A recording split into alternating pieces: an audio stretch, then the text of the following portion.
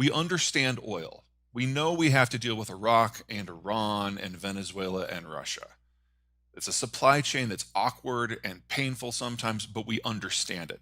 If you want to move to EV, you have to replace the oil supply chain system with 13 more. And we have to deal with 60 countries instead of 5. And if we lose access to any of them, the whole thing collapses. So in a deglobalized world, EVs in the way you're thinking cannot happen. You have everything No, packetized no, and no. able I to hear what move. you're saying, and assuming that the numbers work out, I can't speak to that. I haven't seen your data on that. But assuming the numbers work out, we are talking about a different sort of manufacturing system that again has co-location between population centers and where the manufacturing is actually done.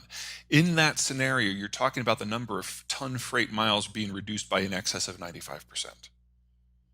So I'm not saying what you're saying is wrong. I'm saying you can't use any of the data we have for our current distribution system to apply that to that model, because that model fundamentally obliviates the old system. Do I think we're going in some version of that direction? Yeah. I would say that we're seen a quantum leap in the move in that direction right now. Right now, Hong Kong, Shenzhen, and Shanghai are offline. We don't know when they're Yeah. going to come back. And this is the new normal for China because they don't have a vaccine. So anyone who hasn't already moved their manufacturing is just absolutely getting beaten about the head and shoulders right now. So what you're seeing, what you're talking about there, that transition is happening right now. Yeah, if okay, number one, small ships can't make cross-oceanic trips. They just don't have the range. Two, more importantly, as soon as commercial vessels come under fire, the global maritime insurance industry cuts coverage for those areas and no one goes into those ports. We're seeing that in the Black Sea right now.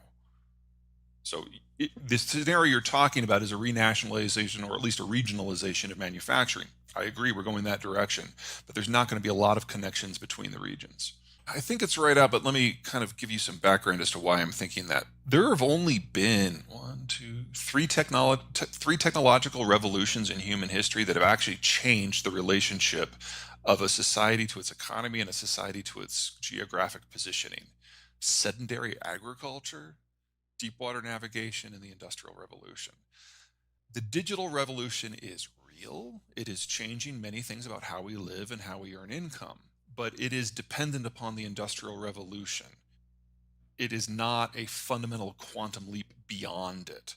So if you break down the energy system of oil and electricity, there's nothing in the digital space that works. And I would argue that we're going to see a great deal of deindustrialization around the world in the next 20 years. Sure, we're in the early stages of seeing this in Ukraine, which is kind of unfair considering there's a war going on, but Ukraine gets all of its energy from Russia. And we're going to see 4 to 5 million barrels a day of Russian crude go offline later this year, which means there is not enough for global consumption to continue in its current form.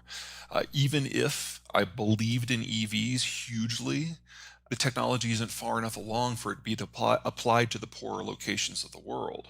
So places that depend upon international trade to get the building blocks of modern society, oil, natural gas, copper, iron ore, and so on, we're entering a period of abject shortage as global trade links break down. So there are huge portions of the world, the country I am bar none most concerned about is China, that simply aren't going to have access to the materials that they need to continue in a modern industrialized lifestyle. And if you start to deindustrialize, cities are a death trap. And so you're going to see the cities in these areas to a degree empty so that people can go back to at least somewhere where they can eat. No, I hear you. This is not the first time I've heard that argument. I just think it's wrong.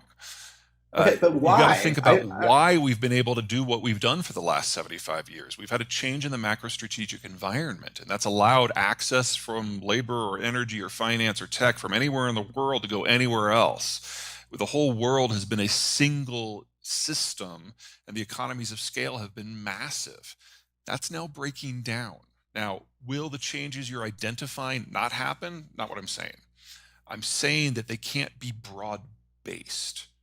And there will be countries, I think the US is at the top of that list, that will be able to pursue these things, and that'll allow us to then have the argument about whether they're ready for prime time or not.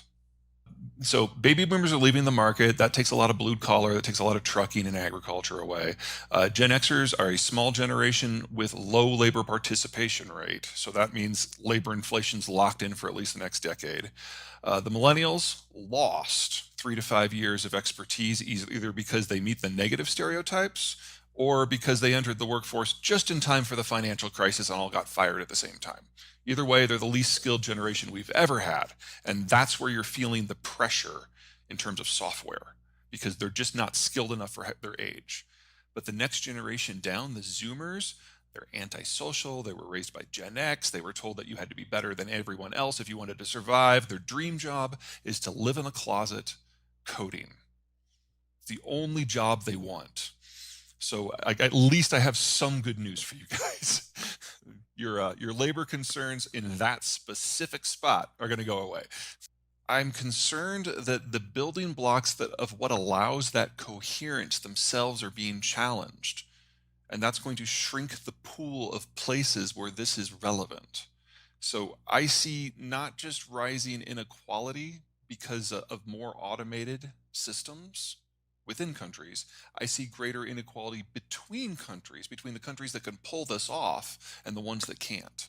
For what it's worth, my heart is with you. I used to fully believe that, but then I've seen the way that various systems have manipulated the digital space, and I've kind of lost a lot of confidence in that.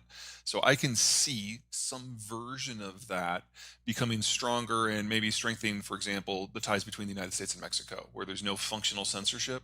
And maybe that will include a few select European, Asian, and especially South American countries. I can see a smaller world making that work. But are you guys familiar with what went down in the digital space in the Twitter revolution in Egypt? Yeah. Okay, so very short version. The Mubarak dynasty were a bunch of assholes. And so when the people rose up against it, the military stood back and made sure that all the digital avenues were open. And it resulted in the Mubarak fall. 2 years later, the military was like, we don't like what's replaced it. So they cut the cables linking Egypt to the rest of the world. There were only two. And they controlled the information space. And they were able to take over very easily. About a year after that, the Russians came to Egypt to find out how it was done. So then the Russians went and put digital kill switches on the 4 cables that go in and out of Russia. That's one of the reasons the information space in Russia is so tight and so ridiculous right now. Every authoritative system in the world has done some equivalent like that. And so the degree to which you can have honest, direct, open, globalized, if you will, connections is a much smaller part of the world than you might think. And it is dependent upon governments feeling secure enough and cultures being secure enough in their identity to not limit the digital connections between them and everyone else. The technology of the moment, you have to have the receiver. So again, you have to have a system that is okay with that. So in the case of Ukraine, yeah, they're totally okay with it. And one of the most impressive technical feats I've seen in the last decade is the Europeans linking the Ukrainians up to their electricity grid in like a week and a half. That's normally like a 5-year project. That was shockingly impressive because they used to rely on the Russians for all of that. If that had not been in place, Ukraine would be in the dark right now. In general, and just to establish my bona fides here, I've got a solar system on my house. I believe in the climate change data. I'm not a skeptic on that. I'm a skeptic on the technologies that we seem to have all latched on to fix it.